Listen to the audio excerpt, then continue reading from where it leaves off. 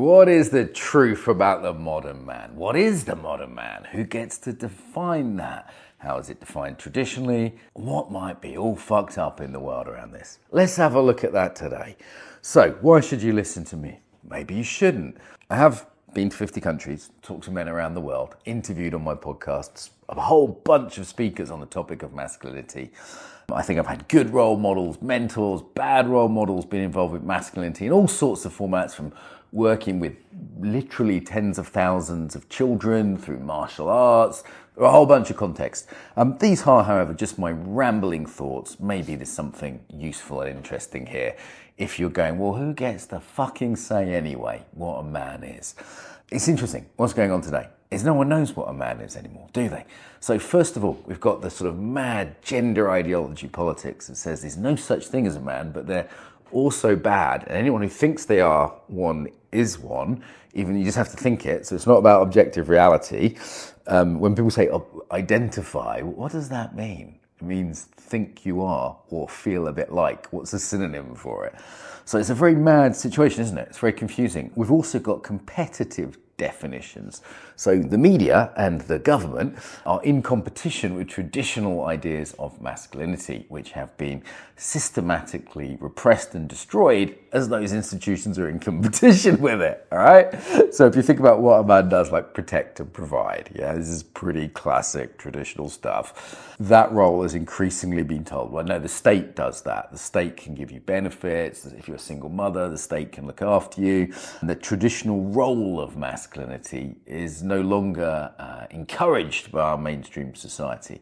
So effectively, society will replace particularly white men with men from elsewhere, with women, and eventually with robots. That's a nice track of replacement that's happening there. This is not a conspiracy theory. This has happened in any measurable way that you care to take care of. So what is the Western man in particular is actively denied and repressed by institutions who don't benefit from having masculine men. All right, so where can we turn? The universities. Well, I've known a bunch of people that did gender studies at university at Sussex, which was a very radical, like Berkeley kind of thing. And as far as I can tell, it wasn't gender studies, it was feminist anti-male studies. They didn't even know basic facts about like men's mental health or facts around, issues with men today. For example, they'd know about the gender pay gap, but they wouldn't know about the spend gap, right? Marketing people know that women are actually the people who spend most of the money, hence why most advertising is quite anti-male. Now, it does seem like there's this very anti-male trend in academia, and you also see it, as I said there, in advertising, in commercial world. That's been endemic. Look at how men are portrayed, really from sort of Homer Simpson on, right? The bumbling, idiotic guy. Certainly very little media portrays men well. But I saw 28 years later recently, and it was sort of surprisingly positive masculinity, though there's a dad and a son, and he's kind of nurturing him, though the dad has to be also a liar and having affairs, and he's sort of given a kind of not quite a good guy, at least. And right at the end of it, we also see the young boy sort of meet the Jimmy Savile gang, which is slightly disturbing. So it's not entirely positive, but it was, refreshingly positive compared to most movies out there, let's say. So there's definitely a sort of media assault on masculinity. And we might say, well, who gets to say what a man is? I mean, indigenous cultures had their take on it, and they were pretty clear. Don't believe this two-spirit bollocks that's out there. Indigenous cultures would be considered like massively, offensively sexist in almost every case. They're also pretty much in agreement. So you get the odd liberal anthropologist that will find some tribe on a Pacific island somewhere that, have got a different view of it. But your basic masculine virtues, things like courage, things like competence, things like strength, physical, mental, emotional, are there.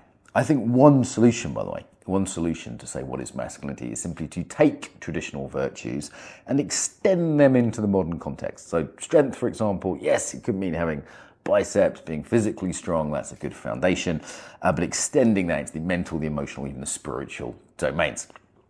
Equally, so we've got this sort of very anti-male mainstream culture, which, as I said, media seems to like it. For whatever reason, the consumer world seems to like it. The political world, the academic world seems to dislike masculinity and like this attack on masculinity. But then we've got the sort of counterculture, right? So there's always a counterforce. That's how culture works, and in the way the two are dependent on each other. And that's like the hyper-masculine, the sort of stereotype masculinity. So this is the sort of worst of the red pill culture. The Andrew Tates of the world would be the classic. They're driving fast cars, they've got big muscles, they're pulling the birds, and it's like, I don't think that stuff defines masculinity either. It's sort of like a child's stereotype. Sometimes I feel like Andrew Tate is what a 10-year-old without a dad thinks a man is. It's a sort of adolescent, at best, fantasy of what a man is. It's sort of it's very materialistic. Yeah, often it's, hedonistic, materialistic. The basis of what I call the anti-culture is still there. It's just saying, instead of being a good boy, it's be a bad boy, right? Instead of do as you're told, it's get the girls and make money. And essentially it's still within the same sort of materialistic paradigm, and it's a stereotype. It's a sort of extreme cartoonish version of masculinity. So who gets to define masculinity? Well, I'd suggest also it's not women. Yeah, it's sort of strange and outrageous to me that I see women saying, this is good masculinity. Often you'll see only talking about toxic masculinity. They haven't got a good version of masculinity. Their view of masculinity is be more like women. And especially when you hear people say, even in like men's work, you hear people say, men should be more sensitive, they should talk about their feelings. It's like, well, maybe, I've worked in coaching and psychology my whole life, and it can be helpful to talk about your feelings, but honestly, it's not the best thing for, say, men's mental health. I've got other videos on the channel about that. Actually having a purposeful, meaningful life, having strong connection with spirituality and brotherhood, nature, these, what I call the tetrarchy, the 4 reconnections. Look in my book for more on that. That's way more important. Like men having a good life, a connected life, a meaningful life is way more important than having a crap life and then crying like a girl about it or talking to your girl therapist about it. That's bizarre. So the usual definition you'll see in mainstream culture of masculinity is be more like a woman. They'll try and reframe it. They'll say real strength is having the strength to be vulnerable, and no one knows what that means. Fucking Brené Brown even doesn't know what that means. It just seems to me to be more like a woman traditionally. And women, of course, are supposed to be more like men. They're supposed to be a boss babe and kick ass, and that suits a small number of women, but it doesn't really suit most women. So it's very bizarre, isn't it? It's like we don't know what a man is, but be more like a woman, and women be more like men, even though we don't know what that is, and it's not real, and you can just identify it. Very confused. Also, you tend to find that people define masculinity according to what's useful to them. So every time a woman says, a real man would do this, what she generally means is, I would like the benefit of a man behaving that way. Yeah, a real man pays for dinner. It's like, okay, so you want free food. I also like free food. So I get it. So your basic lies about masculinity is men should be more emotional, men should be more like women, all men should be sort of like super dangerous and oppressive. And when Peterson, for example, says a man should be dangerous, he really means a man should be strong and competent in some ways. Yeah, and there's truth to that. One reason people like comedians is they're dangerous in terms of their words, right? There's levels to this. People like respect a UFC fight. He's dangerous very literally. I almost think of it, it's a bit hippie, as like chakras, right? Dangerous at every level. You've also got the people who are like, being a man involves lifting weights, cold showers, getting up at 4 a.m. And these hyper-masculine figures who may well be well-intended, but they're usually like Navy SEAL, special commandos, and it's a very particular type of masculinity. Like most men aren't that. I mean, I'm fairly like warrior archetype myself, but I'm nowhere near like that. The sort of Goggins types or the Jocko types. I think they say some good things, but it's not real, is it? For most of us, it's not really how we're living our life. Come on. Certainly something for discipline. A man can be defined by his boundaries. I think that is a good saying. A man can be defined by his boundaries, his ability to say no, action over feeling. Okay, so traditionally, there are institutions, like religion, for example, which have said, look, this is what a man is, this is a man's role.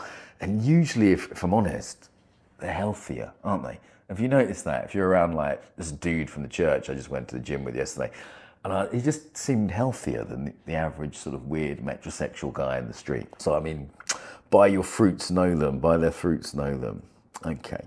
The self-help movements, as I said, some of them are just like being more like women, some of them are sort of counterculture, this kind of stereotype pushback, the kind of manosphere that mainstream culture seems terribly afraid of. You'll see this huge fear, this is what Peterson was subjected to, this huge fear that anyone but the man-hating misandrist media could possibly help men or define masculinity. There's a huge pushback. I see the BBC, for example, a huge pushback, or that was the series that came out about the boy who was like radicalized in the right wing and killed. That's never happened in the UK. It's just complete fantasy. Huge hypervigilance, really stemming from World War II and the sort of the hypermasculinity of the mid-20th century Germans and Italians, and sort of not wanting us to be like that at all costs, so going super far the other way. That's the generous, non-conspiratorial analysis. I said corporate definitions, like Gillette have been playing with that, weren't they? I mean, I think we're a bit past that now. I think maybe the corporate world, certainly in parts, has realized where their bread's buttered. Their sort of New York marketing executives were telling them these things were great, and they just weren't. Where it gets a little tricky is that even if the customer doesn't want it, a lot of the way the corporate world works is through sort of, deep funding and shareholders. And, if they're owned by institutions that have these strong, is it ESG agendas, that can kind of create another layer, even when it's bad for business. Yeah. So I think there's the things we should take away here is to look at how masculinity is presented on the news, on TV, in the adverts you watch, in the cartoons you watch even, and just go, is this really a positive model? Are men being made to look weak or foolish? And are any strong men actually sort of belittled in some way? Like, aren't we all a bit fucking sick of it by now? So where do we look? Maybe we look to tradition. Maybe we look to this sort of balancing between these two extremes, the anti-male and the sort of hyper-masculine sort of pushback to that. Maybe we find some sensible middle that probably will never be popular on bloody social media that loves the extremes. Maybe we look to the actual men in our lives. Like, look to the men in your actual lives rather than people like me on YouTube. What do we know? And go, who do I admire? I think boys have always admired certain virtues. I notice that when young men come to my workshops and they kind of look up to me and want to hang out, and I'm not that great, right? But it's like I've got something they want. I've had some success or show some virtues on some small level. And I'd say maybe that's better, right? It's just look to actual virtue. Look to actual virtue in your own life and go, who do I admire? Who's resonant with me? If it's not your dad, and I think there's a certain point, if you have got a dad around, you then need to sort of find other male figures to balance out your dad's weaknesses and certain biases, let's say. That's maybe better advice. Where do I see that? Where do I see it mythologically? I think we are mythological creatures. Often people are staying boys forever in our culture because there isn't an initiation. There isn't a sort of stepping up into masculinity because no clear masculinity is offered and no clear path to initiation is offered. So there are groups that work with that. And the sort of, when I see like 40, 50-year-old guys like drunk in the streets in England or whatever, and they just look like little chubby boys to me, Certainly, I think we can also support this biologically. Where do you feel most masculine? For me, it's when I'm healthy, when I'm outside, when I'm in my body, when I'm not poisoning myself with estrogens. There's a certain biology there. And anyone who says masculinity is not linked to biology is full of shit. Anyone who says there aren't classic male virtues you can find across cultures is full of shit. I've lived around the world and there's some cultural differences, but me and my Ethiopian mate would agree on the hero archetype. We'd watch the American movie and we'd go, oh yeah, this guy's here. We could know, it resonates with us. So that's full of shit. Anyone tells you there's no healthy way to be masculine, it's full of shit. Like anyone that's telling you about masculinity that isn't a man and doesn't clearly like men is full of shit. I think most women out there do like men. They've got good dads and brothers and boyfriends.